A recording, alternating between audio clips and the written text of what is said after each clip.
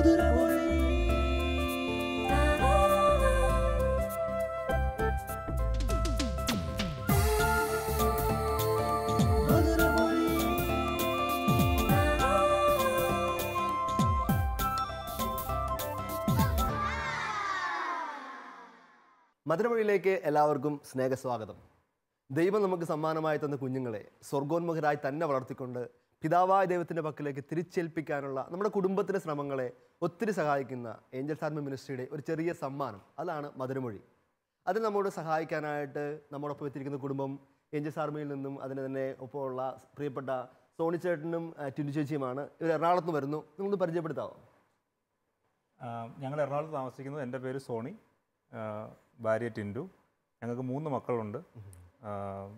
5ാം class, 4ാം class, LKG. 2 ആൺകുട്ടികളും മൂത്തയാൾ പെൺകുട്ടിയും. ഇന്ന് നമ്മുടെ വിഷയം ഇച്ചിരി വ്യത്യസ്തമായ വിഷയമായിരുന്നുകൊണ്ട് നമ്മൾ ഒരു ന്യൂജൻ ദമ്പതികളാണ് നമ്മൾ കൊണ്ടുവന്നിരിക്കുന്നത്. ടിൻഡു ചേച്ചി പ്രത്യേകിച്ച് ഏഞ്ചൽസ് ആർമിയുടെ ധ്യാനങ്ങളിലും കൗൺസിലിങ്ങുകളിലും എല്ലാം ഒത്തിരി സഹായിക്കുന്ന ഒരാളാണ്. നമ്മളൊപ്പം ഉള്ള പ്രിയപ്പെട്ട മാർട്ടിൻ ചേട്ടനെയും സ്നേഹപൂർവ്വം സ്വാഗതം ചെയ്തുകൊള്ളുന്നു. അടുത്തതിനെ പ്രത്യേകിച്ച് പരിചയപ്പെടുത്തേണ്ട ആവശ്യമൊന്നുമില്ല. ചേട്ടനെ സ്നേഹപൂർവ്വം സ്വാഗതം ചെയ്യുന്നു. നിങ്ങൾക്ക് എല്ലാവർക്കും ഒരിക്കൽ കൂടി മധുരമൊഴിയുടെ എപ്പിസോഡിലേക്ക് സ്നേഹ സ്വാഗതം. കുറച്ച് നാളുകൾക്ക് മുമ്പ് ഞാൻ വീട്ടിൽ പോയപ്പോൾ ചേച്ചിയുടെ കുഞ്ഞ് എന്നോട് വന്നിട്ട് ഒരു 2500 രൂപ ചോദിച്ചു. അപ്പോൾ ഞാൻ ചോദിച്ചു, മോളെ എന്തിനാ 2500 രൂപ? എൻ്റെ ഈ പൈസ ഒന്നും ഇല്ലെന്ന് പറഞ്ഞു. അപ്പോൾ പറഞ്ഞു, അത്യാവശ്യമാണ്, എനിക്ക് സ്കൂൾ അടയ്ക്കാൻ 2500 രൂപ വേണമെന്ന് പറഞ്ഞു. ചേച്ചി കാരണം നീ പറയാൻ പറഞ്ഞു. അപ്പോൾ അവൾ പറഞ്ഞു, അവൾക്ക് സ്കൂളിൽ അവൾക്ക് കരാട്ടെ പഠിക്കണം. ഞാൻ ചോദിച്ചു, നീ ഓൾറെഡി ഡാൻസ് പഠിക്കുന്നുണ്ടല്ലോ, പെമ്പിളറൊക്കെ എന്തിനാ കരാട്ടെ പഠിക്കുന്നത് ചോദിച്ചു.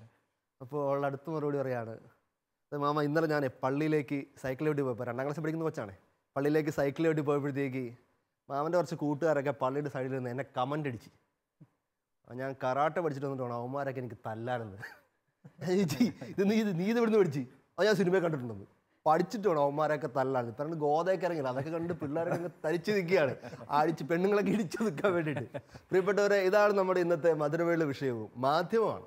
നമ്മുടെ കുഞ്ഞുങ്ങളെ എങ്ങനെ മാധ്യമങ്ങളെ, പ്രത്യേകിച്ച് മീഡിയ ഒക്കെ എങ്ങനെ മനോഹരമായിട്ട് ഉപയോഗിക്കാനായിട്ട് സഹായിക്കാം എന്നുള്ളതാണ് നമ്മുടെ ചിന്താവിഷയം. ഇത് അത്ര രസകരമായ എളുപ്പത്തിൽ പറഞ്ഞു തീർക്കാൻ പറ്റുന്ന വിഷയമൊന്നുമല്ല. കാരണം എപ്പോഴും മാധ്യമങ്ങളെ പറ്റി പറഞ്ഞു തുടങ്ങുമ്പോഴേ നമ്മൾ കുറേ നോ നോ നോ വേണ്ട വേണ്ട വേണ്ട എന്ന് പറഞ്ഞങ്ങ് ശീലിപ്പിക്കുകയാണ്.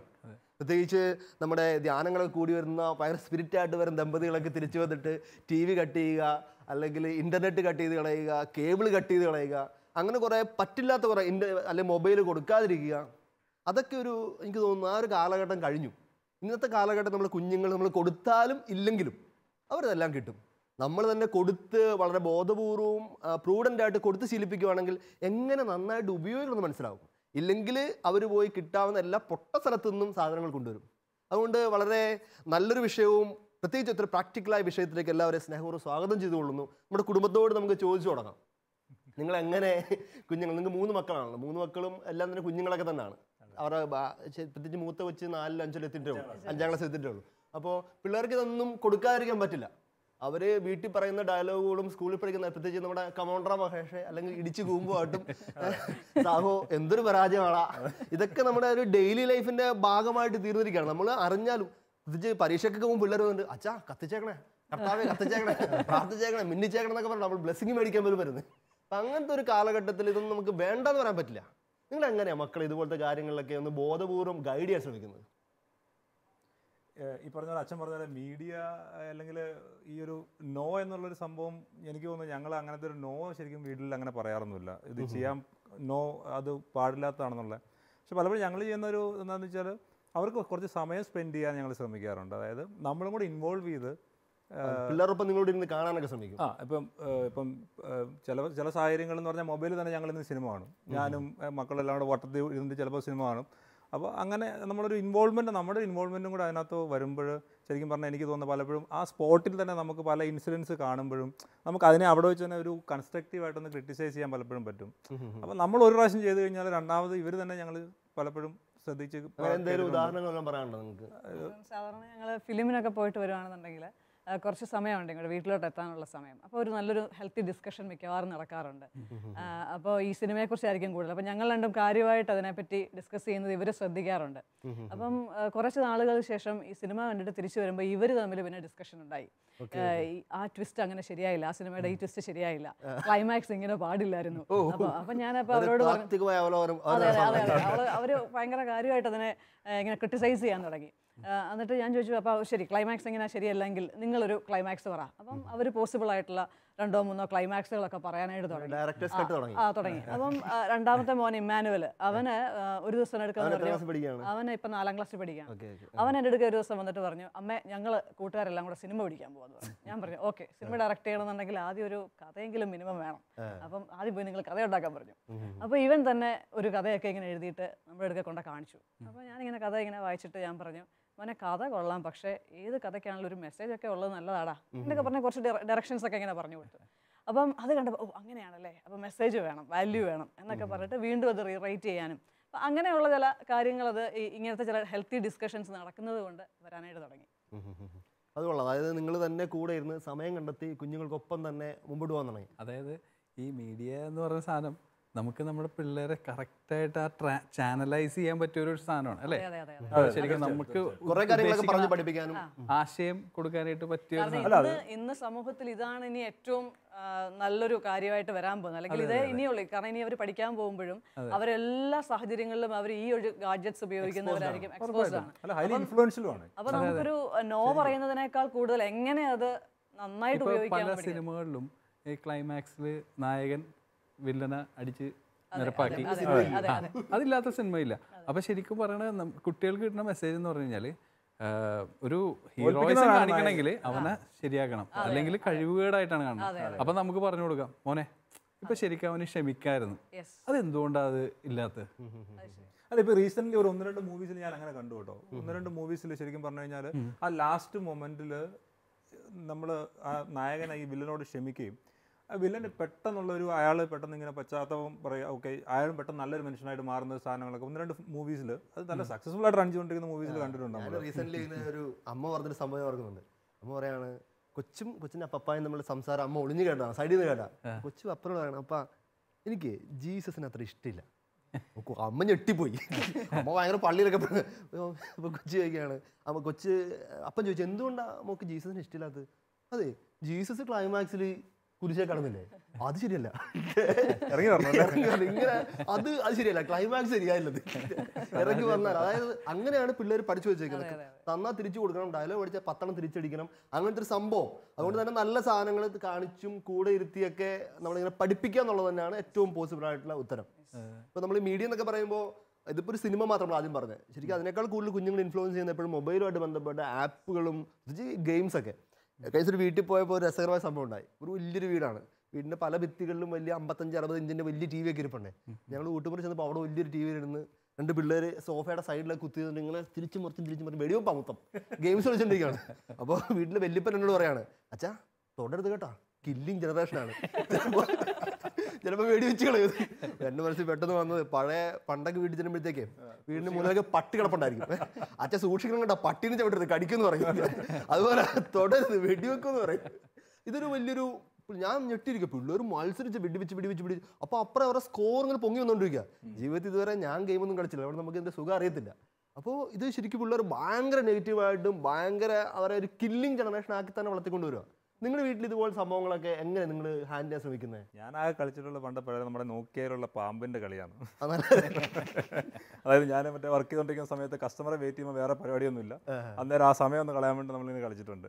പക്ഷെ എനിക്കതൊരു ഒരു പരിധി കഴിഞ്ഞിട്ട് നമ്മുടെ ഒരു ഇതിലേക്കൊക്കെ വന്നിട്ട് ഒരു എക്സൈറ്റ്മെന്റ് ആയിട്ട് എനിക്ക് ഗെയിമൊന്നും തോന്നിയില്ല. കാരണം എനിക്ക് ഫിസിക്കൽ ഗെയിംസ് ആണ് കൂടുതൽ ഇഷ്ടം. ഞാൻ ശരിക്കും ഇത് കമ്പയർ ചെയ്യാറുണ്ട്. ഇപ്പോൾ എൻ്റെ മോനോടാണെങ്കിലും ഞാൻ പറയാറുണ്ട്. ഞാൻ കഴിഞ്ഞ ദിവസം അവനോട് ചോദിച്ചു, അവനിങ്ങനെ മറ്റേ അവൻ്റെ ഫ്ലാറ്റിലൊക്കെ ഇഷ്ടംപോലെ പിള്ളേർ ആ ഗെയിം കളിക്കുന്നു, ഇങ്ങനെ ഷൂട്ടിംഗ് ഗെയിം അച്ഛൻ പറഞ്ഞുള്ള കളിക്കുന്നു ഒക്കെ പറഞ്ഞപ്പോൾ ഞാൻ വിളിച്ചു, നീ ഒരു 4 അഡ്വാൻറ്റേജസ് പറയാമെന്ന് ചോദിച്ചു ഈ മൊബൈൽ ഗെയിമിൻ്റെ. ഒരു 4 അഡ്വാൻറ്റേജ്. അപ്പോൾ അവന് ആലോചിച്ചിട്ട് അവന് പ്രത്യേകിച്ച് ഒരു സാധനം കിട്ടിയില്ല. അപ്പോൾ ഞാൻ അവനോട് പറഞ്ഞു, നീ ഇപ്പോൾ ഫുട്ബോൾ കളിക്കുന്നുണ്ട്, സ്വിമ്മിങ്ങിന് സ്കൂളിൽ കരിക്കുലത്തിൽ തന്നെ സ്വിമ്മിങ് ഉണ്ട്, അപ്പം ഫുട്ബോൾ അവന് ഇഷ്ടമാണ്. കഴിഞ്ഞ ദിവസം ഞാൻ അവനെ കൊണ്ട് കളി കാണാൻ പോയി. ഞാൻ ഫോട്ടോ ഉണ്ട്, ഫേസ്ബുക്കിൽ ഫോട്ടോ. അപ്പോൾ ഞാൻ അത് ചെയ്തെന്തിനാന്ന് വെച്ച് കഴിഞ്ഞാൽ ഞാനിവിടെ കുറച്ച് സമയം സ്പെൻഡ് ചെയ്ത് അവൻ്റെ കൂടെ. എന്നിട്ട് ഞാൻ ഇത് അവനോട് ഞാൻ പറഞ്ഞു ഈ ഇന്നിപ്പോൾ മെസ്സിയെ കാണുന്നുണ്ട്, ഞാൻ മെസ്സിയെ പോലെ കളിക്കണം അങ്ങനെയൊക്കെ പറയും. ഞാൻ പറഞ്ഞു മെസ്സി ഇപ്പോൾ ആകുന്നതിന് മുമ്പ് ഒരു പ്രാക്ടീസ് സെഷൻ ഉണ്ട്.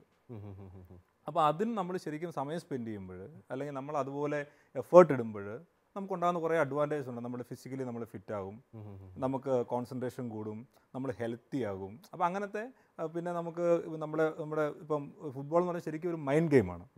അപ്പോൾ അങ്ങനെ ഞാൻ പറഞ്ഞ അവർക്ക് താല്പര്യമുള്ള ഒരു സ്ഥാനത്തിൽ കുറച്ചൊരു ഇൻട്രസ്റ്റ് ക്രിയേറ്റ് ചെയ്യാൻ ഞാൻ ശ്രമിക്കും. ഈ ഗാഡ്ജറ്റ്സിലേക്ക് ചുരുക്കാതെ അല്ല പലപ്പോഴും അവൻ പലപ്പോഴും ഇങ്ങനെ പകുതിയായിട്ട് അത് നിർത്തിയിട്ട് അടുത്തേക്ക് പോകുന്ന ഒരു സാധനം ഉണ്ടായിരുന്നു. പക്ഷേ ഒരു 2 വർഷമായിട്ട് ഞാൻ ശരിക്കും ഈ ഫുട്ബോളിൽ നിന്ന് ഫോക്കസ് ചെയ്യാൻ തുടങ്ങിക്കഴിഞ്ഞപ്പം പിന്നെ കളിക്കാനും പിന്നെ അവൻ പോകാനും അങ്ങനത്തെ ഒരു. അപ്പം ഞാൻ പറഞ്ഞത് നമ്മുടെ ഒരു ഇൻവോൾവ്മെൻറ്റ്, പേരൻസിൻ്റെ ഒരു ഇൻവോൾവ്മെൻറ്റ് ഭയങ്കര ഇമ്പോർട്ടൻ്റ് ആണ്. അപ്പോൾ നമ്മൾ ഗെയിം കളിക്കുന്നവരാണെങ്കിൽ ഒരിക്കലും നമ്മൾ ഓഫീസിൽ വെച്ച് ഗെയിം കളിക്കുകയും ആ ഗെയിം നമ്മുടെ മൊബൈലിൽ ഉണ്ടാകുകയും നമ്മൾ വീട്ടിൽ വന്നു കഴിയുമ്പോൾ നമ്മുടെ ഫോൺ എടുക്കുമ്പോൾ ഗെയിം ഉണ്ട്.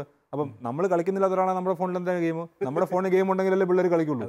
അപ്പോൾ ഞാൻ പറഞ്ഞു ഞാൻ ഓഫീസിലും ഗെയിം കളിക്കാറില്ല, വീട്ടിലും ഗെയിം കളിക്കാറില്ല, അപ്പോൾ എനിക്ക് ഗെയിമിൻ്റെ ആവശ്യമില്ല. അപ്പം ഒരിക്കലും അപ്പ ഗെയിം കളിക്കുന്നുണ്ടല്ലോ എനിക്ക് എന്തുകൊണ്ട് കളിച്ചുകൂടാന്ന് അവൻ ഒരിക്കലും ക്വസ്റ്റ്യൻ എന്നോട് ചോദിച്ചിട്ടില്ല. ഈ സോണി പറഞ്ഞ പോലെ ഈ പാമ്പുംകോണിയുടെ ആ സമയമൊക്കെ കഴിഞ്ഞു. ഇപ്പോഴത്തെ ഗെയിംസ് എന്ന് പറഞ്ഞാൽ വെർച്വൽ റിയാലിറ്റി ശരിക്കും ഭയങ്കര ഫീൽ ചെയ്യണ ഗെയിംസ് ആണ്. സോണി പറഞ്ഞ പോലെ ഈ നമ്മള് മക്കളുടെ കൂടെ ഇരുന്നാലാണ് നമുക്ക് മനസ്സിലാണത് അവൻ ഏത് ഗെയിമാണ് ലെവലിലേക്ക് എത്തിയെന്നുള്ളത്. അതെ. പിന്നെ ഇപ്പൊ കുറെ കില്ലിങ് ഗെയിംസും കുറെ അങ്ങനത്തെ നെഗറ്റീവ് സംഭവങ്ങളുണ്ടല്ലോ. ഇപ്പൊ അത് നമ്മൾ അവൻ്റെ കൂടെ ഇരുന്ന് കാണുകയാണെങ്കിൽ നമുക്ക് അവനോട് പറഞ്ഞു കൊടുക്കാം, എടാ ഇതുകൊണ്ട് എന്താണ് നിനക്ക് സംഭവിക്കുന്നത്, ഇത് നിനക്ക് ശരിക്കും ആ ഒരു ഇതെല്ലാം ഒരു നെഗറ്റീവ് ഇമ്പാക്റ്റ് ആണ് നിന്നിൽ ഉണ്ടാക്കുന്നത്. പറഞ്ഞു കഴിഞ്ഞാൽ നമ്മൾ കൊടുക്കുന്ന വെർച്യൂസിനുള്ള ഓപ്പോസിറ്റ് ആണ് ഗെയിംസ് കാണിക്കുന്നത്. കൊല്ലുക, വിജയിക്കുക, ശക്തിയുള്ളവരാണ് രാജാവ്. അല്ല കഴിഞ്ഞ ദിവസം ഒരു സംഭവം പറഞ്ഞു. അതായത് ഈ ഒരു ഗെയിം കഴിഞ്ഞിട്ട് വന്ന വഴിക്ക് ഒരു പൂച്ച കണ്ട കാലം മണിക്കൂർ ഒറ്റ തൊഴിയാണ് കൊടുക്കുക. അല്ല ആ കലിപ്പിലേക്ക് വരുന്നത് വട്ടം നിൽക്കുന്ന എല്ലാവരും കൊന്നേ പറ്റും. കാര്യം നമ്മുടെ ഒരു അത് പിള്ളേരെ പറഞ്ഞതല്ല, കാരണം അവരെ ഫ്രെയിം ഓഫ് മൈൻഡിൽ നിങ്ങൾ പുറത്തേക്ക് വരുമ്പോഴത്തേനും അവർക്ക് എല്ലാം ചിലപ്പോൾ ഗെയിം തോറ്റിട്ടായിരിക്കും വരുന്നത്, മറ്റൊരു വെടികൊണ്ട് തോറ്റിട്ടായിരിക്കും വരുന്നത്. കഴിഞ്ഞ ദിവസം പത്രത്തിൽ വന്ന ഒരു പേടിപ്പിക്കുന്ന വാർത്തയുണ്ട്. വീട്ടിലെ മകൻ, അവൻ 16-17 വയസ്സുള്ള പയ്യനാണ്, അമേരിക്കയിലെ സംഭവിച്ചത്. അപ്പോൾ അമ്മ അവന് പട്ടി ഭയങ്കര ഭ്രാന്താണ്, ഭയങ്കര ഭ്രാന്ത്. അപ്പോൾ വീട്ടിൽ പട്ടിയുടെ മണവും ബാർക്കിങ്ങും ഒക്കെ ആയിട്ട് ഭയങ്കര ബുദ്ധിമുട്ടാണ്. അമ്മ പറഞ്ഞു, മോനെ വീട്ടിൽ പട്ടി പറ്റില്ല, വേറെ കുഞ്ഞുങ്ങളൊക്കെ ഉള്ളതാണ്, അതുകൊണ്ട് നീ മുറിയിൽ നിന്ന് മാറ്റി പുറത്ത് കൊണ്ടുപോയി അല്ലെങ്കിൽ നമുക്ക് കൊടുക്കുകയും ചെയ്യാം. ഇവൻ ആ മുറി മാത്രമായിട്ടൊക്കെ ജീവിക്കുന്ന മനുഷ്യനാണ്. ഗെയിമും ബാക്കി പിന്നെ പട്ടി, അത്രയൊക്കെ അവൻ്റെ ലോകമുള്ളൂ. ഇവൻ പിറ്റേ ദിവസം അമ്മ പറഞ്ഞു, മോനെ നാളെ വൈകുന്നേരത്തുകൊണ്ട് നീ പട്ടീനെ കൊണ്ട് കളയണം, ഇല്ല ഞാൻ കളയുമെന്ന് പറഞ്ഞു. അവൻ രാവിലെ എഴുന്നേറ്റ് വന്നിട്ട് തോക്കെടുത്ത് അമ്മേനെ വെടിച്ചു വന്നു. പിന്നെ പ്രശ്നം അമ്മേനെ വെടിച്ചു. ആ പയ്യനിപ്പോൾ എൻ്റെ ഈ ജുവനൈൽ ഹോം പോലെയുള്ള സ്ഥലങ്ങളിലേക്ക് അവന് കേസുണ്ട്, അവൻ്റെ പേരില്ല, മൈനറാണ്. പത്രത്തിൽ വന്ന റിയാലിറ്റിയാണ്. ഇതാണ് പിള്ളേർ കാണുന്നത്. ഫ്രണ്ടിലൊരാളുണ്ടോ, ഒബ്ജക്ഷൻ ആയിട്ട് ഒരാളുണ്ടോ, തീർത്തേക്കുക. ഒബ്സ്റ്റക്കിൾ എന്ത് വന്നാലും അല്ലാതെ അടിച്ചു തീർത്തേക്കുന്ന വലിയൊരു പൊട്ട മെസ്സേജ്.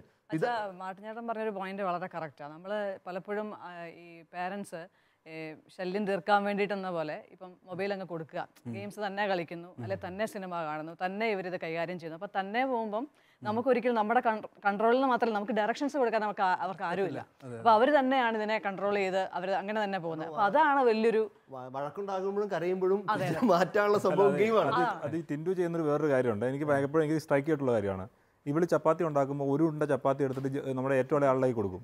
അപ്പോൾ അവൻ ആ ചപ്പാത്തി ഉരുട്ടിക്കൊണ്ടിരിക്കും. അപ്പം അവൻ പോയിട്ട് വേറൊരു പരിപാടി ചെയ്യേണ്ടല്ലോ, ഇവളുടെ അടുത്ത് തന്നെ എന്നിട്ട് അമ്മ ഈ ചപ്പാത്തി കറക്റ്റ് ആണോ, അപ്പോൾ ഇവള് പറയും ഈ വട്ടം കറക്റ്റ് അല്ല, നീ വട്ടം കറക്റ്റ് ആക്കാൻ പറയും. ഞാൻ പറഞ്ഞ ചെറിയ ചെറിയ കാര്യങ്ങൾ അവരെ ഇൻവോൾവ് ചെയ്യിപ്പിക്കുക. അപ്പോൾ കിച്ചണിൽ അവർ ഉണ്ടാവും, അല്ലെ നമുക്ക് അവരെന്താ ചെയ്യുന്നത് നമുക്ക് പിന്നെ പോയി നോക്കാൻ പറ്റത്തില്ല. അപ്പം ഇവന്മാർ തന്നെ കിച്ചണിലെ പാത്രമൊക്കെ വെക്കാനും വീടിനകത്ത് ചെണ്ട കൊട്ടാനും അല്ലെ അവരുടെ പല പല ആവശ്യം, ചിലപ്പോൾ എന്തെങ്കിലുമൊക്കെ തിരികെ കയറ്റുക, അല്ലെങ്കിൽ അവർ തന്നെ പാകം ചെയ്യുകയാണ്, കുക്കറി ഷോ നടത്തുകയാണ്. അപ്പോൾ അങ്ങനെയൊക്കെ ചില കാര്യങ്ങളിലേക്ക് അല്ലെങ്കിൽ കളിക്കുന്ന കാര്യങ്ങളിലേക്ക് അങ്ങനെയൊന്നും നമുക്ക് ഡൈവേർട്ട് ചെയ്യുകയാണെന്നുണ്ടെങ്കിൽ ഭയങ്കര ഇമ്പോർട്ടൻ്റ് പോയിന്റ് ആണ്. കാരണം പണ്ടൊരു സമയത്തൊക്കെ നമുക്ക് നാട്ടിൻപുറത്തൊക്കെ ഉള്ള കുഞ്ഞുങ്ങൾ ഇപ്പോഴും വേണേൽ പറയാം, നാട്ടിൻപുറത്തുള്ളവരോട് കുഞ്ഞുങ്ങൾ അങ്ങോട്ട് തൊടിയിലേക്ക് പോവുക, കളിക്കാൻ കൊണ്ടുപോകുക, ക്രിക്കറ്റ് കളിക്കുക, പാടത്ത് വിടുക. നമ്മളൊക്കെ പാടത്ത് മാത്രം ജനിച്ച് ജീവിച്ച പിള്ളേരായിരുന്നു കളികളൊക്കെ ആയിട്ട്. ഇപ്പോഴത്തെ പിള്ളേർ പ്രത്യേകിച്ച് നിങ്ങളെ പോലെയുള്ള ഫ്ലാറ്റ് സംസ്കാരത്തിൽ വളരുന്ന കുഞ്ഞുങ്ങൾക്ക് ഏറ്റവും നല്ല കാര്യം അവർ പറഞ്ഞാൽ കുഞ്ഞുങ്ങളെ വീട്ടുകാര്യങ്ങളിലൊക്കെ കൊച്ചു പിള്ളേരൊക്കെ ഒന്ന് പ്രയോജനപ്പെടുത്തുക, അവർക്ക് ചെറിയ ചെറിയ ആയുധങ്ങളൊക്കെ കൊടുക്കുക, പണിയെടുപ്പിക്കുക, കുറച്ച് കളിക്കാനായിട്ട് അപ്പൻ്റെ കൂടെ കൊണ്ടുപോവുക. ഇതൊക്കെയാണ് എനിക്ക് തോന്നുന്നു ഒരു വളരെ പ്രാക്ടിക്കൽ ആയിട്ടുള്ള ഒരു സൈഡ് തോന്നുന്നു. ഇപ്പം നിങ്ങൾ ഇതിനിടയ്ക്ക് പറഞ്ഞു വന്നപ്പോഴത്തേക്ക് ഈ അനുകരണത്തെ പറ്റി ഒന്നും മെൻഷൻ ചെയ്ത് പോയായിരുന്നു. എനിക്ക് തോന്നുന്നു ആ ഒരു ഭാഗം നമുക്ക് പ്രത്യേകിച്ച് നമ്മൾ കേട്ടുകൊണ്ടിരിക്കുന്നവർക്ക് അത്യാവശ്യമുള്ള കാര്യമാണ്.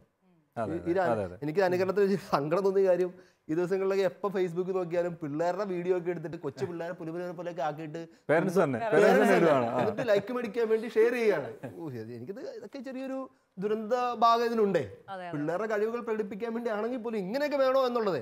അതുകൊണ്ട് ഈ അനുകരണത്തിന്റെ മേഖലയെ നിങ്ങൾ എങ്ങനെയാണ് പിള്ളേർ പ്രത്യേകിച്ച് സിനിമകളൊക്കെ കണ്ടിട്ട് വന്നിട്ട് പിള്ളേർ എടുക്കുന്ന ഡയലോഗുകളും അതും ഇതൊക്കെ ഞാൻ ഓർക്കുന്നുണ്ട്. ഒരു കൊച്ചു വന്നിട്ട് സെഞ്ചുറുവൻ എന്ന് പറഞ്ഞു. എനിക്ക് സെഞ്ചുറുവൻ്റെ അർത്ഥം അറിയത്തില്ല. ഞാൻ പിന്നെ നെറ്റിൽ കയറി സെഞ്ചുറുവൻ കൊന്നുകളയെന്ന് അതിനർത്ഥം. സെഞ്ചുറുവൻ തമിഴ് പടത്തിലെ ഡയലോഗാണ്. അറിയണമെങ്കിൽ നമ്മൾ പിന്നെ നെറ്റിൽ പോയി നോക്കണം സെഞ്ചുറുവൻ്റെ അർത്ഥം എന്നാണ്. അത് അങ്ങനത്തെ മൊത്തത്തിൽ എക്സ്പോസ്ഡ് കൾച്ചറാണല്ലോ. ഈ അനുകരണത്തിൽ നിന്നൊക്കെ പിള്ളേരൊക്കെ ഒന്ന് മേക്കപ്പ് ചെയ്യാണ്ട് നിങ്ങൾ എന്താ ചെയ്യുന്നത്? പ്രത്യേകിച്ച് നിങ്ങളുടെ പിള്ളേർ കുഞ്ഞുങ്ങളൊക്കെ ആയതുകൊണ്ട് നല്ല തരികടി ആയിരിക്കുമല്ലോ ഇക്കാര്യത്തിൽ. അല്ല, അതിപ്പോൾ ശരിക്കും പറഞ്ഞു കഴിഞ്ഞാൽ അത് ആക്സിഡൻ്റിൽ സംഭവിച്ചാണ്. ഒരു പ്രാവശ്യം ഇതുപോലെ ഞങ്ങൾ 3 പേരിരുന്ന് സിനിമ കണ്ടുകൊണ്ടിരിക്കുകയാണ്. അപ്പം ഒരു ഭയങ്കര ആക്ഷൻ സീൻ ഞാൻ കണ്ട സിനിമയായിരുന്നു. അപ്പം രണ്ടാമത് കണ്ടപ്പോൾ ഇവർ കണ്ടോണ്ടിരുന്ന നമ്മൾ റിപ്പീറ്റായിട്ട് കണ്ടുകൊണ്ടിരിക്കുക. അപ്പോൾ ഒരു ആക്ഷൻ സീക്വൻസ് വരും. അപ്പോൾ അത് ഇച്ചിരി വൈൽഡാണ്. അപ്പോൾ ഞാൻ ആ ചാനലിനെ മാറ്റിയിട്ട് വേറൊരു ഒരു പാട്ടോ എന്തൊരു സംഭവം വന്നു കഴിഞ്ഞപ്പോഴത്തേനും അപ്പം ഏറ്റവും ഇളയ ആൾക്കൊന്നും അത്ര വെച്ച് കൊടുക്കുന്നത് കാണുന്ന ഒരു പ്രായമുള്ളൂ. അവൻ ചോദിക്കാറായില്ല എന്താ മാറ്റിയെന്നുള്ളത്. അപ്പോൾ കുറച്ച് കഴിഞ്ഞിട്ട് ഈ ഇമ്മാനുവൽ എന്നോട് ചോദിച്ചു, രണ്ടാമത്തെ ആൾ, അപ്പോൾ എന്തിനാ ആ ചാനൽ അങ്ങനെ മാറ്റിയത്? ആ സൂപ്പർ സ്റ്റണ്ട് നമുക്ക് കാണാൻ മേലായിരുന്നു ചോദിച്ചു. ഞാൻ അവിടെ പറഞ്ഞു, മുന്നേ നിനക്ക് മനസ്സിലാവും അത് ക്രിയേറ്റ് ചെയ്യുന്നതാണ്, ഒരു ഡയറക്ടർ ക്രിയേറ്റ് ചെയ്യുന്ന ഒരു ആക്ഷൻ സീക്വൻസ് ആണ്, നിനക്ക് മനസ്സിലാവും. കാരണം അതൊന്നും ജെനുവിൻ അല്ല. ജെസ്സെ എന്ന് പറഞ്ഞ ആൾ ഏറ്റവും അവസാനത്തെ ആൾ, അവൻ അന്നേരം 3 വയസ്സ് കാണുമായിരിക്കും. ഇമ്മാനുവലിന് ഒരു 7 വയസ്സ് 8 വയസ്സ് ആ ഒരു സമയം. അപ്പോൾ ഞാൻ പറഞ്ഞു, അങ്ങനെ ഒരു സംഭവം നടക്കുമ്പം കുഞ്ഞ് വിചാരിക്കും ഇത് റിയൽ ആണെന്നുള്ളത്. നിനക്കറിയാം ഇത് സാധനം നടക്കുന്ന ഒരു കാര്യമല്ല. അപ്പോൾ നിനക്കതിനെ ജഡ്ജ് ചെയ്യാൻ പറ്റും. അതുകൊണ്ടാണ് അപ്പം മാറ്റി. ഇപ്പം നിനക്ക് മനസ്സിലായെന്ന് ചോദിച്ചു. അപ്പം രണ്ടാമത് അത് കഴിഞ്ഞിട്ട് വേറൊരു മൂവിയിലേക്ക് കണ്ടു കഴിയുമ്പോഴത്തേനും എടാ ജസ്റ്റ് അത് കാണണ്ട, അത് കൊള്ളത്തില്ല, അത് ചുമ്മാ വെറുതെ കാണിക്കുന്ന, ചേട്ടൻ തിരുത്താൻ തുടങ്ങി. അപ്പം അങ്ങനത്തെ ഒരു ഇൻവോൾവ്മെന്റ് അവർ ശരിക്കും പറഞ്ഞാൽ അവർ മനസ്സിലാക്കിയതിൻ്റെ. പിന്നെ ഒരിക്കലും ഞാൻ ഇമ്മാനുവലിനോട് സ്റ്റണ്ട് ഫേക്ക് ആണെന്ന് പറഞ്ഞു കൊടുക്കേണ്ടി വന്നിട്ടില്ല. അവന്റെ ഉത്തരവാദിത്വമായി. അവന്റെ കൂടെ ഇരുന്ന് കണ്ടോണ്ട് എനിക്കത് ചെയ്യാൻ പറ്റിയത്. അവന്റെ കൂടെ ഇരുന്ന് ഞാനത് കണ്ടതുകൊണ്ട്. അല്ലെങ്കിൽ ഒരിക്കലും ഞാനത് പറയുന്നത് എനിക്കത് മനസ്സിലാവത്തില്ല. അത് ഒരു ശരിക്കും പറഞ്ഞാൽ ആക്ച്വൽ കോയിൻസിഡന്റ് പോലെ സംഭവിച്ചൊരു കാര്യമാണ്. മണിജന്റെ മൂത്ത മോനൊക്കെ ഇപ്പോൾ ജോലിയൊക്കെ എടുക്കുന്ന പ്രായമായല്ലോ. 23-24 വയസ്സൊക്കെ ആയില്ലേ? 25 വയസ്സൊക്കെ. മകൾക്ക് 22 വയസ്സൊക്കെ. അപ്പൊ അനിയത്തിയൊക്കെ ഇപ്പോഴും കുഞ്ഞല്ലേ. അപ്പൊ അവരിങ്ങനെ ഈ ചേട്ടന്മാരുടെ ചേച്ചിയുടെ റോളെന്ന നിലയിൽ അനിയന്മാരെ അനിയത്തിമാരെയൊക്കെ ഇങ്ങനെ ഒന്നൊരു മീഡിയയുടെ മേഖലയിലൊക്കെ അനുകരണ മേഖലയിലൊക്കെ ഒന്ന് ഗൈഡ് ചെയ്യുകയോ കറക്റ്റ് ചെയ്യുകയൊക്കെ ചെയ്യാറുണ്ടോ? ഞങ്ങൾ ഇപ്പോൾ സോണി പറഞ്ഞ പോലെ ഞങ്ങളിപ്പോൾ ഒരു സിനിമ കണ്ടാലും എന്ത് ചെയ്താൽ വീട്ടിലൊരു ചെറിയൊരു ഡിസ്കഷൻ നടക്കാറുണ്ട്. അപ്പോൾ ശരിക്കും ഇവരുടെ എപ്പോഴും മൂത്തവർ അവർ അനിയന്മാരോട് എപ്പോഴും പറഞ്ഞു കൊടുക്കുക, ഇതൊക്കെ ഇത് നടക്കണ അതങ്ങനെയല്ല. ശരിക്കും അങ്ങനെ കറക്റ്റ് അവർ എക്സൈറ്റഡ് ആവാറില്ലല്ലേ? അത് തന്നെ. ഈ ഇപ്പം വാട്സപ്പിലൊക്കെ വരുന്ന മെസ്സേജുകൾ പലതും ഇല്ലേ, അത് ഫേക്കാണ്. അപ്പോൾ അത് ശരിക്കും അങ്ങനെ പറഞ്ഞു കൊടുക്കാൻ പറ്റാറുണ്ട്. അതെ അതെ അതെ അതെ അതെ.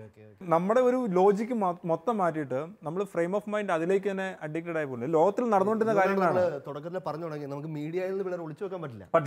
അവർ എക്സ്പോസ്ഡ് ആണ്. അതുകൊണ്ട് എങ്ങനെ നമുക്ക് ഇതിനകത്തേക്ക് ഇടപെടാം? ഒന്നാമത്തെ കാര്യം പേരൻസ് ഒക്കെ കുറച്ചുകൂടെ ഇതിനെപ്പറ്റി അറിഞ്ഞിരിക്കുന്നത് നല്ലതാണ്. ഈ ഭയങ്കര ആക്ഷനും സംഭവങ്ങളൊക്കെ ആണല്ലോ. അപ്പം ആ ഒരു സമയത്ത് ഇവന്മാരിത് കാണുന്നത് അനുകരിക്കാൻ തീർച്ചയായിട്ടും ഏറ്റവും ചെറിയവനാന്ന് പറയാൻ ഭയങ്കര കോപ്പിക്കേറ്റാണ്. അവൻ ശരിക്കും ഇത് അനുകരിക്കാനായിട്ടുള്ളൊരു ടെൻഡൻസി ഉണ്ട്. അതിൻ്റെ മൂത്തവനും ഉണ്ട് അങ്ങനത്തെ ഒരു ടെൻഡൻസി ഉണ്ട്. അപ്പം ഞാൻ അതിന് പർപ്പസ്ഫുള്ളി ചെയ്ത ഒരു സമയത്ത് ഇവന്മാരോട് ഇതിൻ്റെ മേക്കിംഗ് വീഡിയോസ് കാണിക്കാൻ തുടങ്ങി.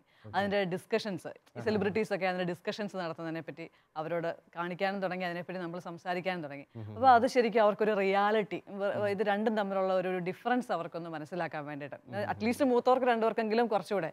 അപ്പോൾ അതാകുമ്പം ഇളയവനും കുറച്ച് ഇവർക്ക് പറഞ്ഞു കൊടുക്കാനായിട്ട് പറ്റും. അപ്പോൾ അങ്ങനെ ഒരു കാര്യം എനിക്കൊന്ന് പേരൻസ് അങ്ങനെ ചെയ്യുന്ന ഒരുപാട് നല്ലതാണെന്ന് തോന്നുന്നു. നമുക്കിങ്ങനെ ഈ ഒരു സമയത്ത് നമ്മൾ ഏറ്റവും കൂടുതൽ ആലോചിക്കേണ്ട കാര്യം, കുഞ്ഞുങ്ങളെല്ലാം പഠിക്കുന്ന വീട്ടിൽ നിന്നൊക്കെ തന്നെയാണല്ലോ പ്രധാനപ്പെട്ട. പേരൻസിനൊക്കെ നോക്കിയാൽ പഠിക്കുന്നത്. അതുകൊണ്ട് പേരൻസ് ഉപയോഗിക്കുന്ന മീഡിയ, പേരൻസ് ഉപയോഗിക്കുന്ന ഗെയിം, പേരൻസ് കാണുന്ന പ്രോഗ്രാം, നമ്മൾ ഒരു സമയത്തൊക്കെ ഇങ്ങനെ എപ്പോഴും കളിയാക്കുമായിരുന്നു, സീരിയലൊന്നും കാണരുത്, അഴുക്കാണ്. അതുകൊണ്ട് പിന്നെ സീരിയലിലെ പിന്നെ ടി വിയിൽ എന്ത് കാണാൻ പറ്റും? വാർത്ത കാണാൻ പറ്റും. വാർത്ത നമുക്ക് കാണാനേ പറ്റത്തില്ല.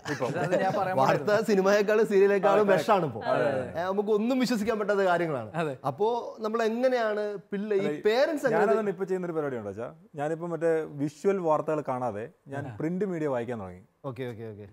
ഞാൻ ഇപ്പോൾ ഈ ഓൺലൈൻ നമ്മുടെ ഇതുകൂടെ ഉണ്ടല്ലോ, അപ്പോൾ നമുക്ക് ന്യൂസുകൾ അപ്ഡേറ്റഡ് ആയിരിക്കും. അപ്പോൾ ഈ ന്യൂസിൽ ഒരിക്കലും ആൾക്കാരുടെ കമന്റ് വരില്ലല്ലോ, ആവശ്യമില്ലാത്ത ഡിസ്കഷനുകളും. ന്യൂസുകൾ നമ്മൾ കണ്ടാൽ മതി, നമ്മൾ ഒരിക്കലും ഡിസ്കഷൻ കാണേണ്ട കാര്യമില്ല. എന്നെ ഒരിക്കലും ഒരു ഡിസ്കഷനും പലപ്പോഴും ഓരോരുത്തരും ഐഡിയോളജീസ് പറയുന്നല്ല, നമുക്കൊരിക്കലും അതിൻ്റെ അത് ഓരോ ഞാൻ പിടിക്കുന്നതിൻ്റെ കൊമ്പ് ഞാൻ ഒരിക്കലും ഡിസ്കഷൻ കണ്ടിട്ടില്ല ഒരാളെ ഞാൻ ഇപ്പോൾ ചെയ്ത് തെറ്റാണ്, അയ്യോ അത് അങ്ങനെ അല്ലായിരുന്നു, ഓക്കെ നിങ്ങൾ പറഞ്ഞ റൈറ്റാന്ന് പറയുന്നത് ഒരു ഡിസ്കഷനും ഞാൻ കണ്ടിട്ടില്ല. അപ്പം അതുകൊണ്ട് ഡിസ്കഷൻസ് ഒരിക്കലും നമ്മളെ ഹെൽത്തി ആയിട്ടുള്ള ഒരു ഒരു എന്താ പറയുക ഒരു റിസൾട്ട് നമുക്ക് തരുന്നില്ല. അപ്പം നമ്മുടെ ഒരു ലോജിക്ക് പോലും നമുക്ക് അപ്ലൈ ചെയ്യാൻ പറ്റുന്നില്ല പലപ്പോഴും. അതുകൊണ്ട് വാർത്ത വായിച്ചാലല്ല നമുക്ക് അനലൈസ് ചെയ്യാൻ പറ്റും. അതുകൊണ്ട് ഞാനിപ്പോൾ വാർത്ത കാണാറില്ല. കുഞ്ഞുങ്ങൾക്ക് അങ്ങനത്തെ മീഡിയകൾ പരിചയപ്പെടുത്തി കൊടുക്കാറുണ്ടോ? പക്ഷേ അതുപോലെ വായിക്കുന്ന ഒരു സ്റ്റേജിലേക്ക് അങ്ങനെ വന്നിട്ടില്ലാത്തതുകൊണ്ട്. പക്ഷേ ഞാനത് ഇൻട്രൊഡ്യൂസ് ചെയ്യാൻ അവർക്കൊരു ഇതുണ്ട്, ന്യൂസ് എഴുതിക്കൊണ്ട് പോകണം, അങ്ങനെയുള്ള സംഭവങ്ങൾ. അതുപോലെ സ്കൂളിൽ നിന്ന് ഇവർ കുറെ വാർത്തകൾ കൊണ്ടുവരും. കാരണം കൂട്ടുകാർ പറയുന്ന ഈ സിനിമയെ പറ്റിയുള്ള അല്ലെങ്കിൽ ബ്ലൂ വെയിൽ ഗെയിമിന്റെ പ്രശ്നം വന്നപ്പോഴത്തേക്കിനും ഒക്കെ ഇവർ ആ ഒരു ഡിസ്കഷൻ വീട്ടിൽ കൊണ്ട് വരാറുണ്ട്. അപ്പം വീട്ടിൽ കൊണ്ടുവരുമ്പോൾ നമുക്ക് അതിനെ പറ്റിയുള്ള വരും വരാഴികളെല്ലാം നമുക്ക് പറഞ്ഞു കൊടുക്കാനും അവർക്ക് അതിനെപ്പറ്റി ഒന്ന് കുറച്ചുകൂടെ റിയാലിറ്റി മനസ്സിലാക്കാനുമുള്ള ഒരു സാധ്യതയായിരുന്നു അതൊക്കെ. അച്ഛാ, നമ്മൾ ഈ മീഡിയയുടെ എപ്പോഴും നെഗറ്റീവ് സൈഡ് പറയും, പോസിറ്റീവ് ആയിട്ടുള്ള കുറെ മീഡിയ ഉണ്ട്. പക്ഷെ അതൊന്നും നമ്മൾ യൂസ് ചെയ്യില്ല. കാരണം അതിന് നമ്മൾ അത് അപ്രീഷിയേറ്റ് ചെയ്യാറില്ല.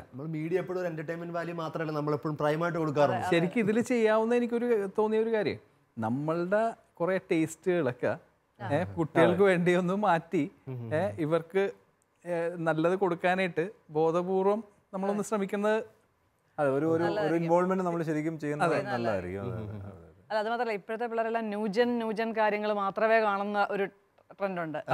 ശരിക്കും പഴയ സിനിമകൾ എങ്ങനെയായിരുന്നു നിങ്ങൾ കണ്ടിട്ടുണ്ടോ? ഞങ്ങൾ ശരിക്കും പഴയ ഒരു കുറെ വർഷങ്ങളിലെ മുന്നത്തെ ബാക്കിലെ ഒരു ഫിലിം ഇവരെ കാണിച്ചു. അത് അന്ന് എടുത്തത് ഇങ്ങനെയായിരുന്നു, അതിന്റെ പ്ലസ് ആൻഡ് മൈനസ് കോമഡി ഇങ്ങനെയായിരുന്നു എന്നൊക്കെ പറഞ്ഞാൽ അത് ഭയങ്കര വാലിഡ് പോയിന്റ് ആണ്. കാര്യം എന്താണെന്ന് വെച്ചാൽ ഇപ്പം പഴയ നല്ല മൂവീസ് ഉണ്ട്, നല്ല കോമഡി മൂവീസ് ഉണ്ട്, നല്ല ഇപ്പോഴത്തെ സിനിമയ്ക്കകത്തൊക്കെ കഥകൾ ഒത്തിരി ലോങ് കഥകളുള്ള മൂവികൾ ഉണ്ടായിരുന്നു നേരത്തേക്ക്. ഇതൊക്കെ നമുക്ക് ചുമ്മാ വെറുതെ നെറ്റിലൊക്കെ എല്ലാം ഫ്രീയാ. ഇപ്പൊ ഫ്രീ ആയിട്ട് ഇഷ്ടംപോലെ GB നമുക്ക് കിട്ടാറുണ്ട്. നമുക്ക് അങ്ങനെ പോസിറ്റീവായിട്ട് ഇതിനെ എങ്ങനെ യൂസ് ചെയ്യാൻ പറ്റും എന്നുള്ള ഒരു കാര്യം നമുക്കൊന്ന് കൊടുക്കാൻ പറ്റും. വേറൊരു വശത്തേക്ക് നിങ്ങളൊന്ന് കൊണ്ടുപോവാണ്. ഫെയ്ത്ത് ഫോർമേഷനോട് ബന്ധപ്പെട്ട് മീഡിയക്ക് വലിയ റോൾ ഉണ്ടല്ലോ.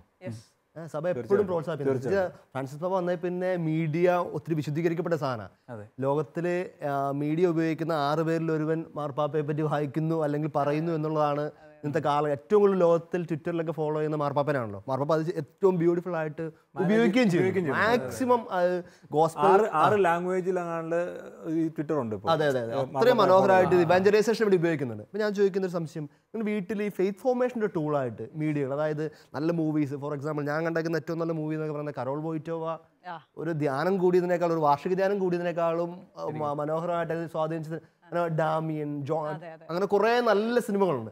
നിങ്ങൾ അങ്ങനത്തെ ഒരു ലൈബ്രറിയോ അങ്ങനത്തെ കാര്യങ്ങളൊക്കെ ഉപയോഗിക്കാറുണ്ടോ? നമ്മള് ശരിക്കും അത് ഭയങ്കര നല്ലൊരു പോയിന്റ് ആണത്. കാരണം നമ്മുടെ ജോസഫ് കുപ്രത്തീനോയെ പറ്റിയും ഒരുപാട്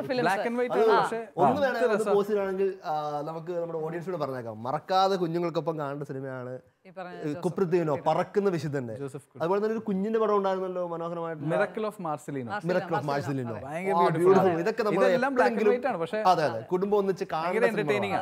അതുപോലെ തന്നെ ഫാദർ ഈ ഡാമിയന്റെ കഥ, അത് സ്റ്റോറി ഞാൻ കാണിച്ചു. അതിനകത്ത് ഡാമിയന്റെ കുമ്പസാരം ഒക്കെ കാണിച്ചിട്ട് എനിക്ക് അതിന് കുർബാന സ്വീകരണത്തിന് ഇവരെ ഒരുക്കിയ സമയത്ത് ഡാമിയന്റെ ഈ കുമ്പസാരം തന്നെ എടുത്ത് അവരെ ശരിക്കും ഇത് പറഞ്ഞു കൊടുക്കുകയും അത് അവർക്ക് ഭയങ്കര ഇതായി. കാരണം എന്ത് വില കൊടുത്തും കുമ്പസാരം എന്ന് പറഞ്ഞ കൂതാശയ്ക്കുള്ള ഡാമിയൻ കാണിച്ച ഒരു വില. ഫിലിം എന്നെ ഞാൻ പട്ടത്തോടെ കഴിഞ്ഞ ഡീക്രാൻ സമയത്താണ് ഞാൻ ഈ ഡാമിയൻ സിനിമ കാണുന്നത്. രാത്രിയിൽ ഒരു 11:30 ഞാൻ ഈ പടം കണ്ടെന്ന് എൻ്റെ ഓർമ്മ. അപ്പോൾ അതിനകത്ത് ഡാമിയൻ മൊറോക്കോ ദ്വീപിൽ ചെല്ലുന്നു. അവിടെ ചെന്ന് കഴിഞ്ഞിട്ട് അദ്ദേഹത്തിന് കുഷ്ഠരോഗം പിടിക്കുന്നു. അത് കഴിഞ്ഞ് അദ്ദേഹം പറയുന്നൊരു വാക്കുണ്ട്, 4 വർഷം കഴിഞ്ഞ് അദ്ദേഹം കുഷ്ഠരോഗം പിടിക്കുന്നത്. After become a priest for 4 years, now I become a priest. കുഷ്ഠരോഗം പിടിച്ചിട്ട് അദ്ദേഹം പറയാണ് ഇപ്പോഴേ ഞാൻ അച്ഛനായത്. കാരണം ജനത്തിന് വേണ്ടി എനിക്കത് ഞാനത് കണ്ണുകൾ നിറഞ്ഞൊഴുകിയത് ഈ പടം കണ്ടിട്ടേ. ഇപ്പോഴേ ഞാൻ അച്ഛനായെന്ന് പറഞ്ഞപ്പോൾ ഞാൻ അച്ഛനാവാണ്ട് മുട്ടി നിൽക്കുന്ന ആൾക്ക് ഇത് തരുന്നൊരു ഊർജ്ജം ഉണ്ടല്ലോ. നല്ല സിനിമ. ചേച്ചി തുടർന്ന് പറഞ്ഞു. സിനിമകൾ മാത്രമല്ല, പിന്നെ ആക്ഷൻ സോങ്സ്, ഒത്തിരി ആക്ഷൻ സോങ്സ് നമുക്ക് ഇങ്ങനെ എടുക്കാം. പിന്നെ അതുപോലെ തന്നെ ഞാൻ ചില സമയത്തൊക്കെ വേർഡ് ഓഫ് ഗോഡ്, ഈ പഴയ പാട്ടിന്റെ ഒക്കെ ട്യൂണായിരിക്കും, എനിക്കറിയത്തില്ല അതൊക്കെ സിമിലർ ആണെന്നുള്ളത്. ഈ ഇളയവനെയൊക്കെ പഠിപ്പിക്കാൻ വേണ്ടിയിട്ട് ചിലപ്പോൾ നമ്മൾ ആ ട്യൂൺ ഇടുന്നു. അത് അങ്ങനെ വേർഡ് ഓഫ് ഗോഡ് പഠിക്കാനുള്ള ഈസി മെത്തേഡ്. അങ്ങനെ ഈ ഒരു വിഷ്വൽ മീഡിയ കൊണ്ട് നമുക്ക് ശരിക്കും ഈശോയെ പരിചയപ്പെടുത്താനും ഒത്തിരി ഈ ദൈവവചന, ഈ പ്രവാചകന്മാരുടെ കഥകള്, ഉപമകള് ഒക്കെ പിള്ളേർക്ക് പരിചയമായത് ശരിക്കും ഇങ്ങനെ ഈ ഒരു വിഷ്വൽ കമ്മ്യൂണിക്കേഷൻ ഭയങ്കരമായിട്ടും ഞങ്ങളുടെ വീട്ടിലത് ശരിക്കും ഒരു. പ്രിന്റ് മീഡിയ ഒക്കെ അങ്ങനെ അവൈലബിലിറ്റി വീട്ടിൽ കൊടുക്കാറുണ്ട്? അതായത് നമ്മുടെ വിശുദ്ധ പുസ്തകങ്ങളോ അല്ലെങ്കിൽ സഭയുടെ തന്നെ മാഗസിൻസ് ഒക്കെ ആയിട്ട് കുഞ്ഞുങ്ങളെ പരിചയപ്പെടുത്തി കൊടുക്കാറുണ്ടോ? തീർച്ചയായിട്ടും മാഗസിൻസ് പരിചയപ്പെടുത്തി കൊടുക്കാറുണ്ട്. ഇപ്പോൾ ഈ പിള്ളേർ ഇങ്ങനത്തെ ഒരു വായന എന്നുള്ളൊരു സംഭവത്തിലേക്ക് വലുതായിട്ട് അവർ വന്നിട്ടില്ല, എന്നാലും നമ്മൾ ചിലപ്പോൾ വായിച്ചു കൊടുക്കാറുണ്ട്. മിനിസ്ട്രിയുടെ മീഡിയയുടെ ഒരു കോർഡിനേറ്റർ ആണ്. മധുരമയുടെ ഒരു മൊത്തത്തിൽ മാട്ടിൻചേട്ടനാണ് ഈ പ്രോഗ്രാം മുമ്പോട്ട് കൊണ്ടുപോകുന്നത്. ശരിക്കും ഇതിനുവേണ്ടി ഫാമിലീസിനെ തിരഞ്ഞെടുക്കുന്നതും എന്നെയൊക്കെ പ്രിപ്പയർ ചെയ്യുന്നതല്ല. അപ്പൊ മാട്ടിൻചേട്ടൻ വളരെ ഔദ്യോഗികമായിട്ട് തന്നെ ഇതിനെപ്പറ്റി പറയാൻ പറ്റുന്നതായിരിക്കും. സീനിയർ ആയിട്ടുള്ള പിള്ളേരുണ്ട്, അപ്പൊ അവരെങ്ങനെ ചെയ്യുന്നു എന്നുള്ള ഒരു കാര്യം അതിനെപ്പറ്റി ഒന്ന് സംസാരിച്ചു. ഫെയ്ത്ത് ഫോർമേഷനോട് ബന്ധപ്പെട്ട് കുഞ്ഞുങ്ങൾക്ക് മീഡിയ ഇപ്പൊ എനിക്കൊരു നല്ല കളക്ഷൻ ഉണ്ട്. ഫിലിംസ് ഏതാണ്ട് ഒരു 100-200 സിനിമകളോളം ക്രിസ്ത്യൻ ഫിലിംസ് എൻ്റെ അടുത്തുണ്ട്. ആർക്കും വേണം ചോദിക്കാൻ. ഇത് ശരിക്കും ചോദിക്കേണ്ട ആവശ്യമില്ല, എല്ലാം ഓൺലൈൻ അവൈലബിൾ ആണ്. പക്ഷേ ഇതിലൊരു മീഡിയ എത്തിക്സും കൂടി നമ്മളൊന്ന് വീട്ടിൽ ഫോളോ ചെയ്യണം നല്ലതായിരിക്കും. കാരണം ഇപ്പോൾ കുട്ടികൾ ചിലപ്പോൾ പെൻഡ്രൈവിൽ റിലീസാകാത്ത, അതായത് വീഡിയോ പൈറേറ്റഡ് വീഡിയോസ് എന്ന് പറയും, അത് കൊണ്ടുവരും. ഞാൻ വീട്ടിൽ സമ്മതിക്കില്ല, അത് കാണാൻ സമ്മതിക്കില്ല. അപ്പോൾ അവർക്കറിയാം, അതുകൊണ്ട് കൊണ്ടുവരില്ല. ചില വീട്ടിലൊക്കെ ഉണ്ടല്ലോ പേരൻസ് ഇങ്ങനെ വെയിറ്റ് ചെയ്യുന്നുണ്ട്, മക്കളെ അടുത്ത ഫിലിം കൊണ്ടുപോകാ പറഞ്ഞ് വീട്ടിൽ നിന്ന് പറഞ്ഞു വിട്ട് മേടിപ്പിക്കുന്നുണ്ട്. ചേട്ടനത് പറഞ്ഞപ്പോഴാണ് എനിക്കൊരു പോയിന്റ് വന്നത്. നമ്മുടെ ചില പേരൻസ് ഫേസ്ബുക്ക് അക്കൗണ്ട് വേണമെന്ന് പറയുന്ന പിള്ളേർക്ക് പാരന്റിന്റെ തന്നെ ഫേസ്ബുക്ക് അക്കൗണ്ട് യൂസ് ചെയ്യാനായിട്ടുള്ള ഒരു അങ്ങനെ വെച്ചാൽ അതൊരു നമുക്കറിയാം ഇവർ എങ്ങനെയാണ് യൂസ് ചെയ്യുന്നത്. അങ്ങനെ ചില പേരൻസ് ചെയ്യുന്നതായിട്ട് ഞാൻ കണ്ടിട്ടുണ്ട്. ഇപ്പം നമ്മുടെ പിള്ളേർക്കാണെങ്കിലും ഇപ്പോൾ ഈ 5ാം ക്ലാസ്സിലും 4ാം ക്ലാസ്സിലും പഠിക്കുന്നവർക്കാണെങ്കിലും മദേഴ്സ് തന്നെ ഒരു വാട്സാപ്പ് ഗ്രൂപ്പ് ഒക്കെ ഉണ്ടാക്കിയിട്ടുണ്ട്. പിന്നെ ഇവര് കൂട്ടുകാർ തന്നെ അവരുടെ പേരൻസിന്റെ വാട്സാപ്പ് ഗ്രൂപ്പിൽ നോട്ട് അങ്ങോട്ട് അയക്കുന്നു ഇങ്ങോട്ട് അയക്കുന്നു. പക്ഷേ ഭയങ്കര രസമാണ്. കാരണം ഏറ്റവും ആളുടെ ഞാനിടയ്ക്ക് ഭയങ്കര കോമഡിയാണ് കമ്മ്യൂണിക്കേഷനെ. നമ്മുടെ മൊബൈലിൽ നിന്ന് പിള്ളേർ കമ്മ്യൂണിക്കേറ്റ് ചെയ്യും. അതിനൊരു ഗുണമുണ്ട്. ശരിക്കും പറഞ്ഞാൽ നമ്മൾ പേരൻസ് ഒരു കാര്യം മിസ്സാവില്ല. ഈ പിള്ളേരുമായിട്ടുള്ള കണക്റ്റും ടീച്ചേഴ്സുമായിട്ടുള്ള കണക്റ്റും സ്കൂളുമായിട്ടുള്ള കണക്റ്റും. ഇപ്പോൾ സ്കൂളിൽ നടക്കുന്ന പല ഇൻസിഡൻസ് ആമ്പിള്ളേരൊന്നും വന്ന് പറയത്തില്ല.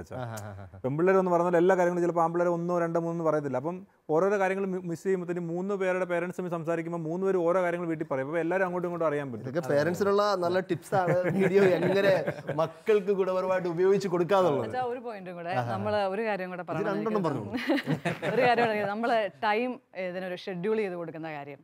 നമ്മളിപ്പോൾ എന്തെങ്കിലും കാണാൻ കൊടുത്തു, ഇപ്പം പിള്ളേരെ മൊബൈൽ കാണുമ്പോൾ തന്നെ അത് നമുക്ക് തരണം, ഗെയിം അല്ലെങ്കിൽ ഇന്ന വീഡിയോ കാണാൻ വേണ്ടിയിട്ടെന്ന് പറയും. പക്ഷെ നമ്മൾ ടൈം അവൈലബിലിറ്റി കൊടുക്കുന്നത്, അതായത് ഒരു ട്രെയിനിങ് കൂടിയാണ് കൊടുക്കണം അവർക്ക്. ടൈമിൽ മാനേജ് ചെയ്യാം. നമുക്ക് നോയും പറയണ്ട, ചോദിക്കുന്ന ഞാൻ തരികയെന്ന് പറയണ്ടല്ലോ, തരാം. നീ കണ്ടോ? അപ്പം നമുക്കൊരു ടൈം ഉണ്ട്, ഹാഫ് ആൻ അവർ ടൈം ഉണ്ട്. അപ്പം കഴിഞ്ഞ ദിവസം അങ്ങനെ ഒരു സംഭവം ഞാൻ ഇമ്മാനുവലിനും ജസ്റ്റ് 3 പേരോട് ഒരുമിച്ച് നിന്ന് കാണുകയാണ്. വീഡിയോ കൊടുത്തു. അപ്പോഴത്തേക്കിനും ജസ്റ്റ് തീരാറായ സമയത്ത് പറഞ്ഞു, ഞാൻ പറഞ്ഞു തരാൻ സമയമായപ്പോൾ ഞാൻ പറഞ്ഞു മോനെ തിരിച്ചതാ എന്ന് പറഞ്ഞു. അപ്പോഴത്തേന് ഏറ്റവും ഇളയവൻ പറഞ്ഞു ഇച്ചൂടെ കഴിഞ്ഞിട്ട് കൊടുക്കാം അവിടെ, ഇച്ചൂടെ കഴിഞ്ഞിട്ട് കൊടുക്കാം എന്ന് പറഞ്ഞു. അതുകൊണ്ട് ഇമ്മാനുവൽ ഇപ്പം കൊടുത്തോ അല്ലെങ്കിൽ പിന്നെ കിട്ടത്തില്ലെന്ന് പറഞ്ഞു. അല്ല, ചില കാര്യങ്ങൾ നമ്മൾ ആ ഒരു സ്ട്രിക്ട്നെസ് ഉണ്ടാവണം. ആ ഒരു ശിക്ഷ കൊടുക്കാൻ പാടില്ല, ശിക്ഷണം നമ്മൾ കൊടുക്കണം. ഇതിലുള്ള അഡ്വാൻറ്റേജ് എന്താ വെച്ചാൽ ഇപ്പൊ അവര് ഭയങ്കര ഇൻട്രസ്റ്റ് ഉള്ള ഒരു കാര്യം ചെയ്തോണ്ടിരിക്കണേ, അത് ബ്രേക്ക് ചെയ്ത് നമുക്ക് ഫോൺ തരിക എന്ന് പറഞ്ഞാൽ അവൻ ശരിക്കും ടൈം മാനേജ്മെന്റ് കൃത്യമായിട്ട് പഠിക്കും. ചെറിയ സഹനമൊക്കെ പഠിക്കുക, അല്ലല്ല നമുക്ക് അഡ്ജസ്റ്റ്മെന്റ്സ് പഠിക്കുകയാണ് പിള്ളേര്. അപ്പോൾ എനിക്ക് തോന്നുന്നു ഇതൊരു വളരെ ഗുണപരമായ ഒരു ഡിസ്കഷൻ ആയിരുന്നു. നമ്മളും പിള്ളേർക്ക് മീഡിയ കൊടുക്കരുതെന്നോ മൊബൈൽ കൊടുക്കരുതെന്നോ വാട്സാപ്പ് ഉപയോഗിക്കരുതെന്നോ സിനിമ കാണിക്കരുതെന്നോ ഒന്നും അല്ല പറയുന്നത്. അവർ പിള്ളേർ കണ്ടു വളരട്ടെ, പിള്ളേർ നല്ലത് കിട്ടി വളരട്ടെ. കാരണം ഈ ഒരു കാലഘട്ടങ്ങളിൽ നമുക്ക് പിള്ളേർക്ക് കൊടുക്കുന്നില്ല എന്ന് പറഞ്ഞാൽ അവർ പൊട്ടയായ സാധനങ്ങൾ പോയി തന്നെ കണ്ടുപിടിക്കും. പിയർ ഗ്രൂപ്പ് എന്നൊക്കെ അവർക്ക് കിട്ടാൻ 1000-അധികം കാരണങ്ങളുണ്ട്, അവർക്ക് വഴികളുണ്ട്. നമ്മളെക്കാൾ ഇന്റലിജന്റ് ആണ്. നമ്മൾ 10 പ്രാവശ്യം വിറ്റ് പൈസ അവർ ബാങ്ക് അക്കൗണ്ട് ഇട്ട് ആ പൈസ എടുത്ത് ജീവിക്കുന്ന പിള്ളേരാണ് ഇന്നത്തെ കാലഘട്ടത്തിൽ. നേരത്തെ ശരിക്കും കുറെ ലിമിറ്റേഷൻസ് ഉണ്ടായിരുന്നു. ഇപ്പൊ പക്ഷേ ഇവരുടെ കയ്യിലെത്താനായിട്ട് വളരെ സാഹചര്യങ്ങളുണ്ട്. അതുകൊണ്ട് ഒരു ഉപയോഗിപ്പിക്കരുത് എന്ന് പറയുന്നത് ഒട്ടും നയപരമായ കാര്യമല്ല. എങ്ങനെ നമുക്ക് അവരെ കൊണ്ട് മനോഹരമായിട്ട് ഉപയോഗിക്കാം, നല്ല സാധനങ്ങൾ അവർക്ക് അങ്ങനെ കാണിച്ചു കൊടുക്കാം. പ്രത്യേകിച്ച് നമുക്ക് ഏറ്റവും മഹത്തരം എന്ന് പറയുന്നത് കൊടുക്കാനായിട്ടൊന്നും ഇല്ലാത്തത് കൊണ്ട് ഇപ്പോൾ ഉള്ളതിനെ നമുക്ക് അനലൈസ് കൊടുക്കാനേ പറ്റത്തുള്ളൂ, നല്ലതിന് വേണ്ടി പ്രാർത്ഥിക്കാനേ പറ്റത്തുള്ളൂ. ഞാനൊരു ചെറിയൊരു അനുഭവം പറഞ്ഞിട്ട് നിർത്താമെന്ന് വിചാരിക്കുന്നു. മീഡിയയുടെ എൻ്റെ ജീവിതത്തിൽ ഏറ്റവും കൂടുതൽ സ്വാധീനിച്ച ഒരു നല്ല സിനിമ, ഒരു ഷോർട്ട് ഫിലിം ആയിരുന്നു ജീസസ് ഇൻ ബ്ലൂ ജീൻസ്. ഒരു പക്ഷേ നിങ്ങൾ എല്ലാവരും തന്നെ കണ്ടിട്ടുള്ളതായിരിക്കും. ഫേസ്ബുക്കിലൊക്കെ യൂട്യൂബിലൊക്കെ ഒത്തിരി ഓടിയ സാധനമാണ്. അതിനൊരു കാരണമായി തീർന്ന ഒരു പെൺകുട്ടിയുടെ ചെറിയ അനുഭവമാണ്. ലാരി ബത്ത എന്ന് പറയുന്ന പെണ്ണ്, അവൾ ഒരു തെരുവിലൂടെ ഒരു ഗ്രൗണ്ടിലൂടെ നടന്നു പോയപ്പോൾ അങ്ങ് ദൂരെയായിട്ട് ഒരു ചെറുപ്പക്കാരൻ, ഗ്ലാമറായ ചെറുപ്പക്കാരൻ നിൽക്കുന്നു. അപ്പോൾ അവളങ്ങനെ അടുത്തടുത്ത് ചെന്നപ്പോഴത്തേക്ക് ചെറുപ്പക്കാരൻ നല്ല ജീൻസൊക്കെ ഇട്ട് ജാക്കറ്റൊക്കെ ഇട്ട് നല്ല തകർപ്പൻ ചെറുപ്പക്കാരൻ. ആര് കണ്ടാലും നോക്കിയപ്പോൾ മുടിയൊക്കെ ഇച്ചിരി നീട്ടി താഴെയൊക്കെ ക്രോപ്പ് ചെയ്ത് വെച്ച് സ്റ്റൈലായിട്ട് ചെറുപ്പക്കാരൻ. ചെന്ന് അടുത്ത് ചെന്നപ്പോഴത്തേക്ക് അവൾ നോക്കിയപ്പോൾ നല്ല പരിചയമുള്ള മുഖം. അടുത്ത് ചെന്നപ്പോഴത്തേക്ക് അവൾക്ക് ഈശോയുടെ മുഖം. അവൾ ഇന്ന് ചോദിച്ചു, ആർ യു ജീസസ്? അപ്പോൾ യെസ് ഐ ആം ജീസസ്. അവൾ ഞെട്ടിപ്പോയി, ഷോക്കായി പോയി. Are you Jesus of Nazareth? അപ്പോൾ yes I am Jesus of Nazareth. അപ്പോൾ വീണ്ടും സംശയിക്കാൻ തുടങ്ങി, ഞാൻ കണ്ടാക്കുന്ന പടത്തിലൊന്നും ഈ പടമൊന്നും അല്ലല്ലോ, ഇങ്ങനെയൊന്നും അല്ലല്ലോ താങ്കൾ നിൽക്കുന്നത്. അപ്പോൾ ഈശോ പറയാണ്, പണ്ട് ഞാൻ ജീവിച്ചത് പലസ്തീനയിലായിരുന്നു, അവർ നീണ്ട കുപ്പായമുള്ളവർ, നീണ്ട മുടിയുള്ള ആൾക്കാരൊക്കെ ആയിരുന്നു, അതുകൊണ്ട് ഞാൻ അവരെപ്പോലെ ജീവിച്ചു. ഇത് നിങ്ങളുടെ ഇടയിൽ ഞാൻ ജീവിക്കാൻ ആഗ്രഹിക്കുന്നെങ്കിൽ ഞാൻ ഇങ്ങനെ ജീൻസും ടീഷർട്ടും മുടിയൊക്കെ ക്രോപ്പ് ചെയ്തും സ്റ്റൈലായിട്ട് തന്നെ അതാണ് ഞാൻ എന്ന് പറഞ്ഞു. ഇതിൻ്റെ ഈ ഒരു കോൺസെപ്റ്റിൽ നിന്ന് ജീസസ് ഓഫ് ബ്ലൂ ജീൻസ് എന്ന മനോഹരമായ പുസ്തകം ഇറങ്ങിയിട്ടുണ്ട്. നല്ല പുസ്തകമാണ്, പിള്ളേർക്ക് മേടിച്ചു കൊടുക്കാൻ പറ്റിയ. ഇതിൻ്റെ കോൺസെപ്റ്റിൽ നിന്നാണ് സിനിമ വന്നേക്കുന്നത്. സിനിമ നല്ല ബ്യൂട്ടിഫുൾ ആണ്. ഈശോയുടെ അപ്പിയറൻസ് ഒക്കെ നമുക്ക് കൊതി വരും. ഒരു സമയത്ത് എൻ്റെ ഏറ്റവും കൂടുതൽ പ്രാർത്ഥിക്കാൻ സഹായിച്ചതും നല്ലൊരു ദൈവസങ്കല്പം മനസ്സിൽ കൊണ്ടുവരാൻ സഹായിച്ചതൊക്കെ ഈ ഒരു പിക്ചറാണ്. ചിരിക്കുന്ന, കളിക്കുന്ന, ശിഷ്യന്മാരോടൊപ്പം ഇടിവെക്കുന്ന, വെള്ളമൊക്കെ സകല കുട്ടകളെയും കാണിക്കുന്ന ഒരു ഈശോ, പിള്ളേരൊക്കെ ഇപ്പോൾ തലകുത്തി പറയുന്ന ഈശോ. അതിനു മുമ്പൊക്കെ നമ്മൾ കണ്ടു ചിരിച്ചേക്കുന്ന ഈശോ എന്ന് പറയുന്നത് പുരുഷക്കളൊക്കെ ഈശോ, ടിപ്പിക്കൽ സാധനങ്ങളുണ്ടല്ലോ, അതൊന്ന് പൊളിച്ചെഴുതാൻ തന്നെ സഹായിച്ച ഈ ഒരു ഫിലിമാണ്. എൻ്റെ പ്രാർത്ഥന ജീവിതത്തിൽ പോലും ഒത്തിരി സഹായിച്ച ഒരു ഫിലിമാണ്. ഒരു ഫ്രീ ആയിട്ട്. അതെ അതെ അതെ. അപ്പോൾ കാര്യം കൂടി എനിക്ക് പറയാൻ തോന്നി, ഈ ബുക്സ് വായിക്കുന്നതേ ഇപ്പോൾ വളരെ കുറഞ്ഞു വരുന്നില്ലേ? അപ്പോൾ ശരിക്കും ഒരു ബുക്ക് വായിക്കുമ്പോൾ സംഭവിക്കുന്നത്, ഇപ്പോൾ വായിക്കുന്ന സംഭവങ്ങൾ നമ്മൾ വിഷ്വലൈസ് ചെയ്യും ഉറപ്പായിട്ടും. അപ്പോൾ ആ ഒരു ക്രിയേറ്റിവിറ്റി ഓട്ടോമാറ്റിക്കായിട്ട് നമുക്ക് കിട്ടുന്നതാണ്. ഭാവനയിൽ കാണാനായിട്ടുള്ള ഒരു ക്രിയേറ്റിവിറ്റി, ഒരു ട്രെയിനിങ് അത് കിട്ടുകയാണ്. പക്ഷെ ഇപ്പോഴത്തെ കുട്ടികൾക്ക് ശരിക്കും അത് കിട്ടാണ്ട് പോകുന്നത്, റീഡിങ് കുറയുന്നതുകൊണ്ട്. ഇപ്പോൾ അവർക്കെല്ലാം മറ്റേ ക്യാപ്സ്യൂൾ പോലെ വിഷ്വൽസ് ആണ് കിട്ടുന്നത്. അതെ അതെ അതെ. അല്ല, സ്കൂളുകളിൽ പോലും സ്മാർട്ട് സ്കൂളുകളാണല്ലോ, അപ്പോൾ എല്ലാം വിഷ്വലൈസ്ഡ് ആയിട്ടാണ് അവർ പഠിക്കുന്നത്. കുറച്ച് ഈസിയാണ് പഠിക്കാനും. പക്ഷെ അപ്പോൾ ഈ വലിയൊരു നമുക്ക് ശരിക്കും പറഞ്ഞ ഒരു ജീനിയസ് എന്നൊക്കെ പറഞ്ഞാൽ വായിച്ചാലാണ് ഒരു നല്ലൊരു ഉൾക്കാഴ്ചകളൊക്കെ ഉണ്ടാകുന്നത് പലപ്പോഴും റീഡിങ്ങിൽ കൂടെ. അത് പലപ്പോഴും മിസ്സാവുന്നുണ്ട്. ചേട്ടൻ പറഞ്ഞാൽ വളരെ കറക്റ്റാണ്. അപ്പോൾ നമുക്ക് നമ്മുടെ ഈ ചർച്ച ഇങ്ങനെ ഒത്തിരി ആശയങ്ങളുള്ളതുകൊണ്ട് നീണ്ടുപോകാൻ സാധ്യതയുള്ളതുകൊണ്ട് നമുക്ക് പ്രാർത്ഥിച്ച് നമ്മുടെ ചർച്ച അവസാനിപ്പിക്കാം. ഒത്തിരി ഉദ്ദേശമുള്ളൂ, നമ്മുടെ കുഞ്ഞുങ്ങൾ കണ്ടു വളരട്ടെ, ഈ ലോകത്തുള്ള നല്ല കാര്യങ്ങൾ പിള്ളേർ അറിഞ്ഞു വളരട്ടെ. അത് കാണിച്ചു കൊടുക്കാനുള്ള ഉത്തരവാദിത്വം കർത്താവ് നമുക്ക് തന്നിരിക്കുന്നത്, മാതാപിതാക്കൾക്ക് പ്രത്യേകിച്ച് തന്നിരിക്കുന്നു. അതുകൊണ്ട് നിങ്ങൾ കുഞ്ഞുങ്ങൾക്കൊപ്പം സമയം കൊടുത്ത്, നിങ്ങളുടെ ടി വിക്കൊപ്പമാണെങ്കിലും കമ്പ്യൂട്ടറിനൊപ്പം ആണെങ്കിലും മൊബൈലിനൊപ്പം ആണെങ്കിലും അവർക്ക് നല്ല കാര്യങ്ങൾ കൊടുത്ത്, നിങ്ങളുടെ വീട്ടിലൊക്കെ വിശുദ്ധമായ ഒരു ലൈബ്രറി ഉണ്ടാവട്ടെ, വീഡിയോകളുടെയും പുസ്തകങ്ങളുടെയൊക്കെ നല്ല ലൈബ്രറികൾ ഉണ്ടാവട്ടെ. അങ്ങനെ കുഞ്ഞുങ്ങൾ ബാല്യത്തിൽ തന്നെ മാധ്യമം എങ്ങനെ ഉപയോഗിക്കണം, പ്രൂവഡൻ്റ് ആയിട്ട് എങ്ങനെ ഉപയോഗിക്കണമെന്ന് അവർ അറിഞ്ഞു വളരട്ടെ. അതാണ് കർത്താവ് ആഗ്രഹിക്കുന്നത്. നമുക്ക് ഒരു നിമിഷം നമ്മുടെ കുടുംബമൊക്കെ ഒരുമിച്ച് ചേർന്ന് നിന്ന് നമുക്കൊന്ന് പ്രാർത്ഥിക്കാം. ഒന്ന് കണ്ണുകളൊക്കെ അടച്ച് ഈ ലോകം മുഴുവനുള്ള സകല മാധ്യമ മേഖലകളെ സമർപ്പിച്ച് പ്രാർത്ഥിക്കാം. ഒരുപക്ഷെ സാത്താൻ ഏറ്റവും കൂടുതൽ നമ്മുടെ ജീവിതങ്ങളിലേക്ക് കടന്നു വരാൻ സാധ്യതയുള്ളൊരിടം ഇതാണ്. തെറ്റായ ഒത്തിരി ഇൻഫർമേഷൻസ് തന്നും ഒത്തിരി നമ്മുടെ ചിന്തകളെയും നമ്മുടെ ഇഷ്ടങ്ങളെയും ഹൃദയത്തെയൊക്കെ സ്വാധീനിക്കുന്ന, പിടിച്ചിരുത്തുന്ന ഒത്തിരി കാഴ്ചകളൊക്കെ തന്ന് നമ്മുടെ കുഞ്ഞുങ്ങളെ പ്രത്യേകിച്ച് കൊണ്ടുപോകാൻ ആത്മാക്കളെ നഷ്ടപ്പെടുന്ന സാധ്യതയുള്ള ഇടം കൂടിയാണ്.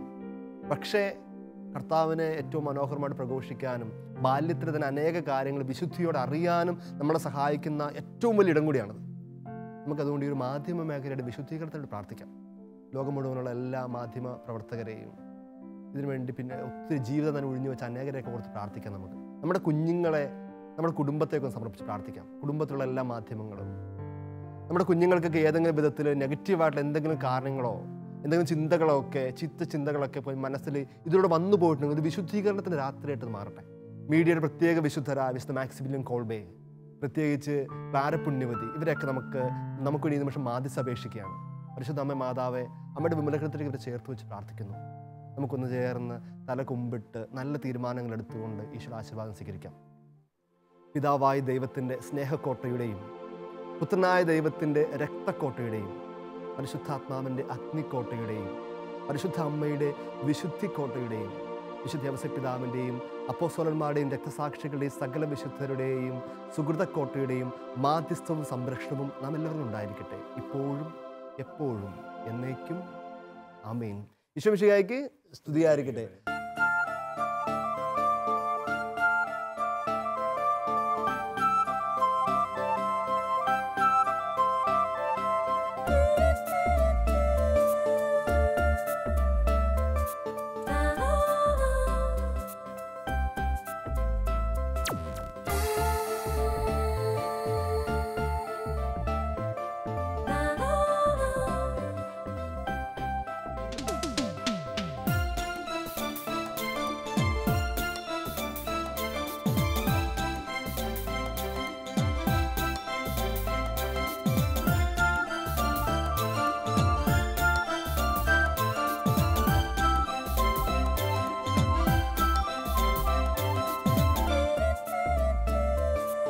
മധുരം